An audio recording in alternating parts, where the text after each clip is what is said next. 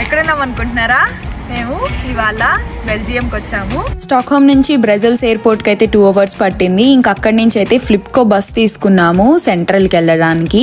ఇదైతే మాకు చాలా చీపే పడిందండి. 2-way తీసుకున్నాము ఒకేసారి. దాని తర్వాత మేము మెట్రో ట్రైన్ తీసుకొని మేము వెళ్లాల్సిన లొకేషన్ కి వెళ్ళాము. డే పాస్ తీసేసుకున్నాము. ఇదైతే చాలా చీప్ గా వచ్చింది. టికెట్ పర్ డే కి 10 euros మాత్రమే పర్ పర్సన్. సో అలా మేమైతే ఫస్ట్ ఏమంటారు అట్రాక్షన్ చూడడానికి అయితే వచ్చేసాము. బ్రెజిల్స్ అనగానే మనకు ఫస్ట్ గుర్తొచ్చేది అయితే మినీ యూరప్. సో మేము ఫస్ట్ దాన్ని కవర్ చేసేద్దాము ఉన్న ఒక రోజులో అనుకొని ఇక్కడికి వచ్చాము. ఇక్కడైతే ప్యాకేజ్ ప్రైజెస్ లాగుంది. సో మినీ యూరప్, అటామియం ఇంకా ఇలా కవర్ చేయడానికని మాకు ఎక్కువ టైం లేదు కాబట్టి మేము మినీ యూరప్ ఒక్కటే తీసుకున్నాం టికెట్. ఎంటర్ అవ్వగానే వీళ్ళు ఇక్కడ ఒక ఫోటోగ్రాఫ్ తీస్తారనమాట. లాస్ట్ లో మీకు ఒక కీ చైన్ ఫోటోగ్రాఫ్ మనం కొనుక్కోవచ్చు కావాలంటే. ఇంకా లోపలికి వెళ్ళంగానే మాకైతే ఏదో లిల్లీపుట్ వరల్డ్కి వచ్చినట్టుంది. అన్ని కుట్టి కుట్టిగా కనిపించాయి. ఇంకా ఈ మినీ యూరప్ పక్కనే ఈ అటామియం కూడా ఉంటది. కాకపోతే ఇది యాక్చువల్లీ టాప్కి వెళ్ళి అంటే పైకి ఎక్కి వ్యూ పాయింట్ చూడడమే. సో పిల్లలతోటి మాకు ఎక్కడానికి కష్టమై మేమైతే ఎక్కలేదు. యూరోప్లో ఉన్న కంట్రీస్ అన్నిట్లోనూ ఏదో ఒక బెస్ట్ ప్లేసెస్ని ఒకటో రెండో తీసుకొని ఇక్కడ పెట్టారు. యాక్చువల్లీ బెల్జియంవి చాలా ఎక్కువ పెట్టారు. ఇంక ఇక్కడ చిన్న చిన్న పాండ్స్ లో చేపలు అలా ఉన్నాయి. మా బుడ్డిదైతే ఫుల్ ఎగ్జైట్ అయింది చూసి. ట్రైన్ వస్తుంది ఇట్లా వచ్చి వచ్చి వచ్చి చల్లి చూడరా, విండ్ మిల్స్ వస్తా ఉంటే కింద వాటర్ వస్తా ఉంటాయి. అలా ఇరిగేషన్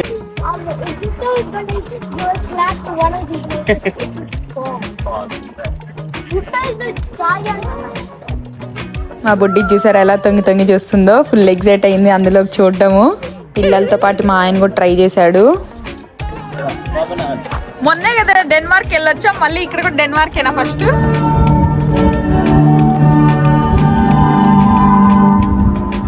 ఇక్కడ వీళ్ళు ప్రతి ఒక్క అట్రాక్షన్ దగ్గర ఒక చిన్న బటన్ పెట్టారు. దాన్ని గానే నొక్కామంటే గానే బ్యాక్గ్రౌండ్ సౌండ్ అలా ప్లే అయింది. సో అది బాగా అనిపించింది.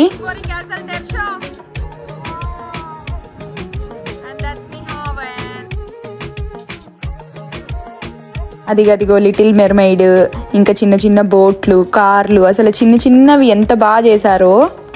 హియర్ కమ్స్ మా స్వీడన్ అండ్ మా స్వీడన్లోని సిటీ హాల్ ఇది.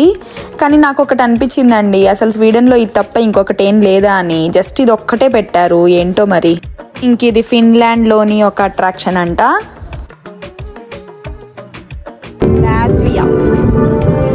ప్రెస్ చేస్తే చూడు సోనా నుంచి వాటర్లోకి దిగుతున్నట్టు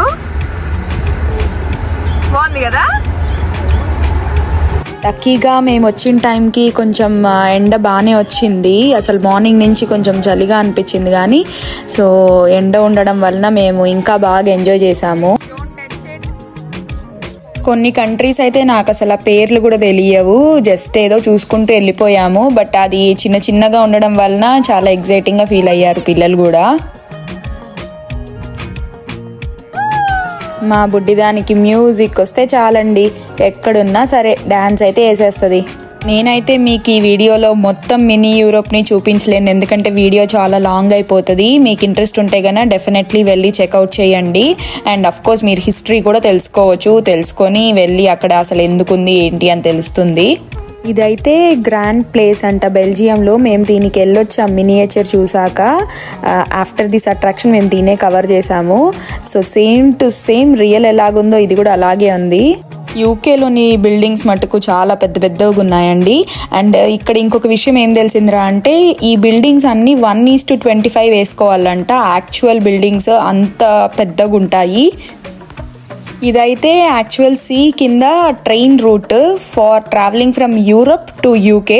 అది కూడా మంచిగా డెపిక్ట్ చేశారు. అసలు ట్రైన్ చూసారా బుడ్డికి ఎంత బాగా వెళ్తుందో. ఇది నా ఫేవరెట్ అండి.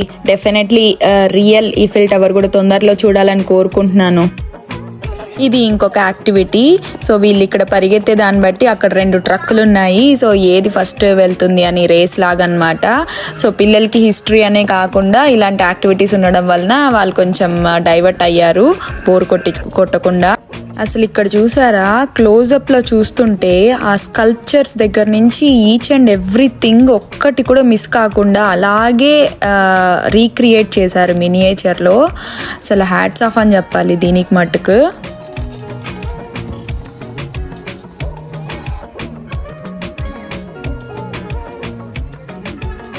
ఇంక ఇక్కడ నుంచి స్పెయిన్, ఇటలీ, ఇంకా ఇటు సైడ్ ఉన్న కంట్రీస్ అన్నీ ఇంక ఇటు సైడ్ ఉన్నాయి. ఇది వచ్చేసి ఈ బటన్ ప్రెస్ చేస్తే అసలు ఎర్త్ క్వాక్ వస్తే ఎలా ఉంటుందో ఫీల్ ఇక్కడ మనకి వీళ్ళు చూపిస్తున్నారు.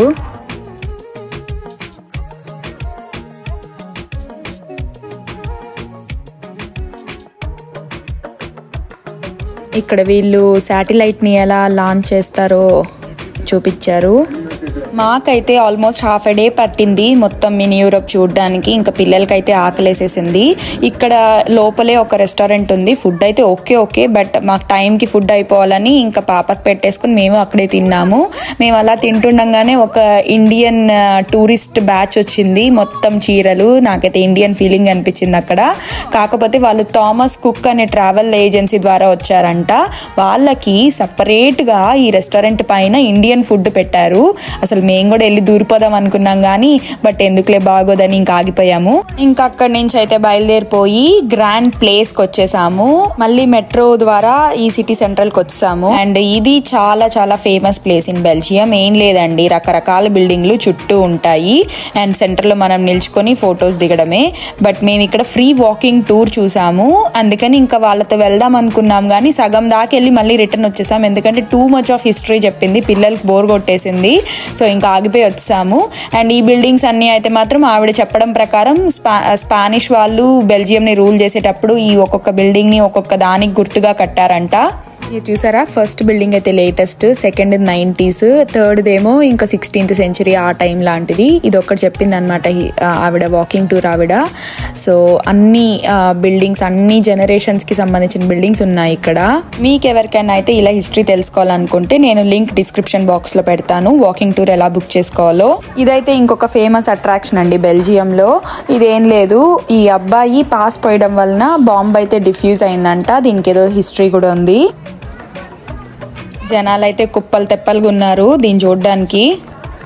యాక్చువల్లీ వాకింగ్ టూర్ ఆవిడతో వెళ్ళేటప్పుడు అయితే ఈ అట్రాక్షన్ చూపించింది. కరెక్ట్గా టైంకి మేము అక్కడ ఉన్నాం 5 o'clockకి. ఈ క్లాక్లో ఏమవుతుందంటే నీకు అక్కడక్కడ ఫిగర్స్ ఉన్నాయి కదా, కరెక్ట్గా 5 అయ్యేసరికి 5 దగ్గర ఉన్న ఫిగర్ బయటకు వచ్చొద్దంట. సో దాన్ని మేము బాగా చూసాము. అండ్ పైన అలా గంట కొడుతున్నట్టు కొడతారంట. ఇంక ఎండ్ ఆఫ్ ద డే అనుకొని బెల్జియంకి వచ్చాక వేఫల్స్ తినకపోతే ఎలాగా, చూసారా ఎన్ని రకాలు ఉన్నాయో. సో మంచిగా కొన్ని ట్రై చేసాం మేము, కూర్చొని చక్కగా తినేసి ఇంకా నైట్ డిన్నర్ కూడా చేసేసి అక్కడక్కడ చాక్లెట్ ఏమంటారు బొటిక్స్ ఉంటే చెక్ చేసుకొని ఇంకా రిటర్న్ స్టార్ట్ అయిపోయామన్నమాట. మీరు బెల్జియంలో కూడా స్వీడన్ లాగే ట్యాప్ వాటర్ని హ్యాపీగా పట్టుకొని తాగొచ్చు. బట్ ఇక్కడ వీళ్ళు యాక్చువల్లీ వాటర్ని సెల్ చేస్తారు, రెస్టారెంట్స్లో కానీ వాటిల్లో కానీ ఫ్రీగా ఇవ్వరు మనకు. సో రెస్టారెంట్లో అయితే కొనద్దండి, కాస్ట్ ఎక్కువ ఉంటుంది. బీర్లే చీప్ అంట వాటర్ బదులు. దాని బదులు మీరు ఏం చేస్తారంటే గ్రాసరీ స్టోర్కి వెళ్ళి వాటర్ కొనుక్కోండి. సో నెక్స్ట్ మేము ఆమ్స్టర్డామ్కి ఎప్పుడు వెళ్ళాము, ఎలా వెళ్ళాము, ఏమేమి కవర్ చేసాము అయితే చూడ్డానికి stay tune to Chandu's chapters. Thank you for watching. Bye bye.